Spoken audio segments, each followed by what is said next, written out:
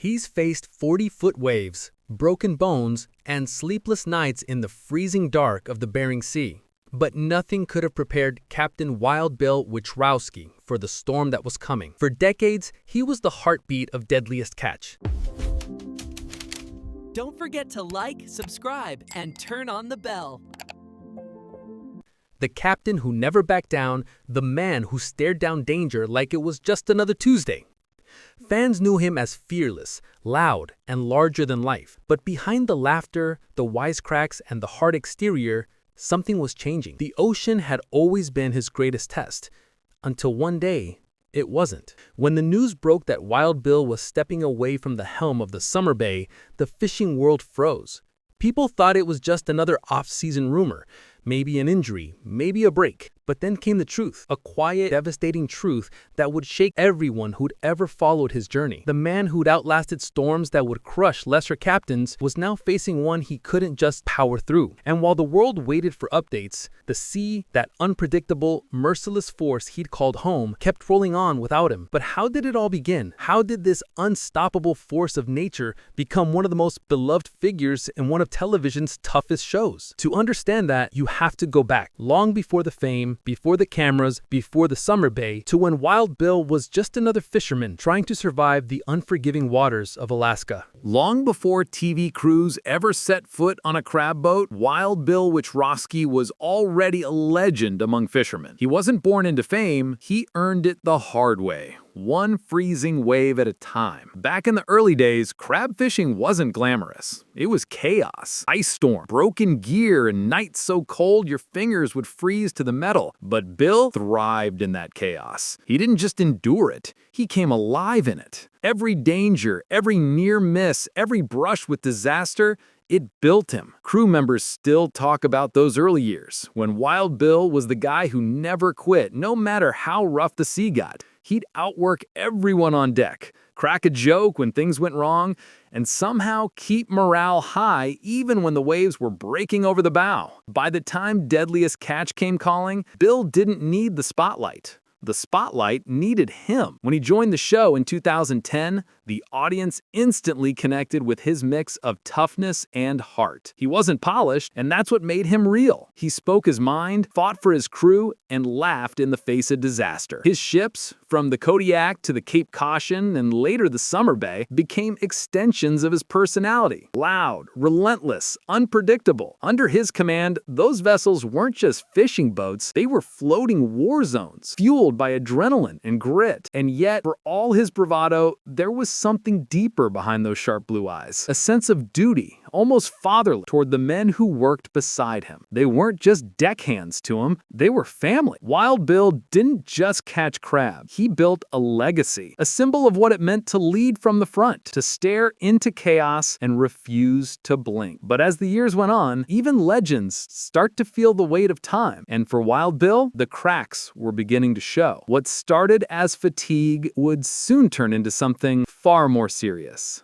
It started small, just aches, exhaustion, and moments of dizziness that he brushed off as just another day on deck. After all, Wild Bill wasn't the kind of man to complain. The sea didn't care about excuses, and neither did he. But over time, something felt different. The pain lingered longer. The fatigue hit harder. Even his crew noticed the change. The man who once barked orders over the roaring wind now sometimes stood silent, catching his breath. Still, he pushed through, because that's what captains do. You don't quit, you don't stop. You just keep fishing. Until the day his body refused to listen anymore. It was during a run in rough weather, the kind of storm that had made his name. But this time, the waves weren't his biggest threat. Halfway through the trip, he collapsed. The crew scrambled, radios blaring, while the ocean slammed the Summer Bay like it wanted to swallow her whole. When they finally got him back to shore, Bill went through a battery of tests. Weeks later, the results came in. And for the first time in his life, he was speechless. The captain who had faced death 100 times at sea was now facing a battle he couldn't command his way out of. Doctors told him what no fisherman ever wants to hear. He'd have to slow down, maybe for good. His body wasn't just tired, it was warning him. And for a man who'd spent his entire life defying the odds, that reality hit harder than any storm ever could. The news spread quickly through the Deadliest Catch community. Fans were shocked. Fellow captains, men who fought alongside him through decades of danger, reached out with disbelief. How could Wild Bill, the unbreakable one, suddenly be so vulnerable? But behind the headlines and the public concern, there was something even deeper happening. A private struggle. A man at at war with his own limits. Because if Wild Bill couldn't be a captain, who was he? Most men would have called it quits. After decades at sea, with a body battered by storms and years of exhaustion, anyone else would have taken the doctor's advice. Retire, relax, and fade quietly into the background. But that wasn't Wild Bill. As soon as he could walk without feeling dizzy, he was back on the docks. The smell of salt, clang of steel, the hum of the engines. It was the only world he'd ever known. He once said in an interview, "The ocean's my church. It's where I go to feel alive." So even when his body said no, his heart screamed, "Get back out there." Friends begged him to rest. His son tried to reason with him, but Bill had made peace with danger a long time ago. What he couldn't accept was sitting on the sidelines watching someone else captain his boat. The Summer Bay was more than a vessel. It was his legacy, his lifeline, and his last stand. When the cameras rolled for another season of Deadliest Catch, fans were stunned to see him climb aboard again. He looked thinner, slower maybe, but that fire in his eyes hadn't dimmed. If anything, it burned brighter, like a man racing against time. The crew rallied around him. Every man on deck knew what it meant to sail under Wild Bill one more time. There was a quiet respect, kind of brotherhood that didn't need words. He didn't talk about his condition much. He didn't have to. The effort it took to climb the stairs, to shout orders, to haul crab pots, it said everything. Viewers noticed it too. Comments flooded social media. Messages like, "He's still fighting," and "That's what real grit looks like," poured in from fans across the world. But while everyone admired his courage, there was a sense of unease that grew with each episode. His voice sounded weaker, his movements slower. You could see it, that quiet shadow following him. He was pushing himself past the limit, and deep down, maybe he knew it. But the sea was calling, and Wild Bill wasn't the kind of man to leave a call unanswered. It happened fast, too fast for anyone to process. The Summer Bay was midway through another grueling trip in the Bering Sea. The weather was brutal, the kind of cold that cuts through layers of gear and pride. But to Wild Bill, it was just another day in the office. He'd been quieter than usual that morning. His crew noticed, but nobody said a word. When you work under Wild Bill, you don't question the captain. You trust him, always. But as the hours went on, something felt wrong. The man who never took a break was suddenly leaning on the rail, gripping his chest, trying to catch his breath. His face went pale. His voice, that booming command everyone knew, faded to a whisper. At first, the crew thought it was exhaustion, just another rough day. But then he stumbled, and the deck went silent. Panic broke out. Radios cracked to life, voices shouting his name. The same man who'd hauled crab in 100-foot waves were now scrambling to keep their captain conscious. One crew member later said, "I've seen boats sink. I've seen storms tear ships apart, but nothing scared me like seeing Bill go down." They called the Coast Guard immediately. Within minutes, a rescue chopper was dispatched, battling through freezing winds to reach the Summer Bay. When they lifted him off the deck, the entire crew stood frozen, watching their captain disappear into the sky. The man who'd led him through hell and back was now fighting his toughest storm, one he couldn't steer out of. Back on shore, the news spread like wildfire. Fans, friends, and fellow captains held their breath. Social media lit up with one question: was Wild Bill going to make it? For a few long days, no one knew the answer. The show went dark. Updates were scarce. And for the first time, the world realized just how fragile even the strongest men can be. But then, a glimmer of hope. A few weeks later, word spread that he was awake, weak but alive. The captain had made it through the storm once again, but this time felt different. Everyone knew it. Something had changed. The sea might have let him live, but it wasn't done with him yet. When he finally opened his eyes in that hospital room, the first thing he asked wasn't about himself. It was about the boat. How's the Summer Bay? That one question said everything. Wild Bill wasn't just a cap, he was the sea. Even lying in a hospital bed hooked to monitors, his mind was still out there in the freezing water with his crew. The months that followed were tough. Physical therapy, recovery, long stretches of silence where doctors urged him to rest, and fans waited for any kind of update. Through it all, he stayed true to who he was: stubborn, fearless, and full of fight. He made a few appearances, sharing glimpses of his recovery. The smile was there, the humor too, but behind it, everyone could see how much the struggle had taken out of him. Yet, if you asked him whether he regretted any of it, the storms, the danger, endless grind, he'd probably just laugh and say, "Hell no, I'd do it all again." Because that's what Wild Bill stood for. He wasn't about comfort or safety, he was about purpose. He showed the world that strength isn't about being unbreakable. It's about getting back up, no matter how hard you're hit. Fellow captains called him a legend. Fans said he embodied everything Deadliest Catch was built on: grit, courage, and raw honesty. He didn't sugarcoat anything. He didn't play the hero. He just was one. Even when he couldn't be on deck, his presence lingered. The crew of the Summer Bay said they still heard his voice, that signature growl echoing through the storm, reminding them to keep pushing, to fight harder, to never back down. His story became more than a chapter in a reality show. It became a message about endurance, loyalty, and the price of chasing a life most people could never handle. Wild Bill once said in an interview, "You can't tame the sea, you just learn to live with it." Maybe that's the best way to describe him. He didn't tame life. He rode every wave it threw his way. And whether you watched him for the danger, the drama, or the heart, heart. One thing's for sure, you'll never forget him, because legends don't fade. They just sail beyond the horizon. When the final came, it didn't feel real. For years, Wild Bill had survived every storms, injuries, close calls that would have ended anyone else. So when news broke that the sea had finally claimed its due, the world went quiet. The Deadliest Catch community froze. Crew members, fans, and even rival captains took to social media, not with flashy tributes, but with silent photos, stories, a single line written again and again. Rest easy, Captain. In Dutch Harbor, the docks were still. Boats that once thundered with engines stood motionless as the Summer Bay returned home one last time. The crew stood shoulder to shoulder on deck, their faces hard, their eyes glassy, the salt water mixing with tears they'd never admit were there. One of them tossed a single crab pot overboard and painted with the words, "For Bill." It hits the surface with a splash that echoed like a goodbye. The ocean, his oldest friend and fiercest enemy, swallowed it whole. The network aired a special episode, part tribute, part farewell. Clips of Wild Bill laughing, yelling, leading, and fighting against the impossible. His voice echoed through every frame, commanding, fierce, alive. Then came his final message, one he'd recorded months before. Never meant to be his goodbye, but somehow perfect for it. He said, "If you're watching this, remember, life's short. Don't waste it being scared. Get out there, make mistakes, and fight your storms. Because the only thing worse than dying is never really living." That line hit like a wave. Fans around the world flooded comment sections with their own stories. People who'd faced battles of their own saying how Wild Bill gave them strength to keep going. Because that's what true legends do. They don't just leave stories, they leave courage behind. And somewhere out there, beyond the fog and the roar of the sea,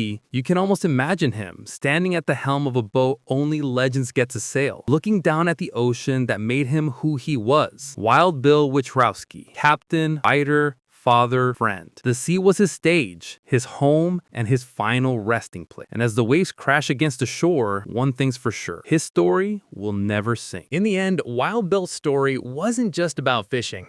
It wasn't even just about survival. It was about refusing to quit, no matter what the world throws at you. He showed millions of people that real strength isn't loud or flashy. It's the quiet decision to get back up when you're broken, to face one more storm, even when you know it might be your last. He lived with purpose, and that purpose carried him through every battle, every wave, every breath. The sea may have taken him, but it also gave him something no one could ever steal: immortality. Not through fame, not through money, but through respect. Because respect isn't earned by being perfect.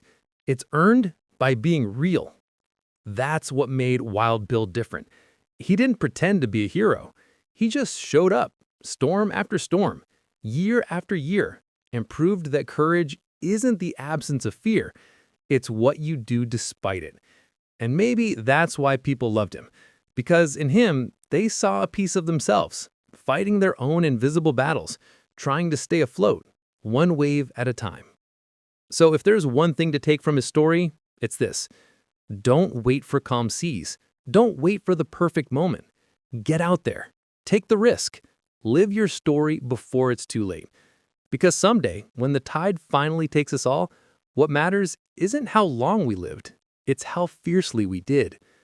Wild Bill may be gone from the deck, but his spirit still sails every time a storm hits, every time a captain refuses to give up, and every time someone out there chooses courage over fear. He wasn't just a fisherman. He was proof that legends aren't born. They're forged in the storm.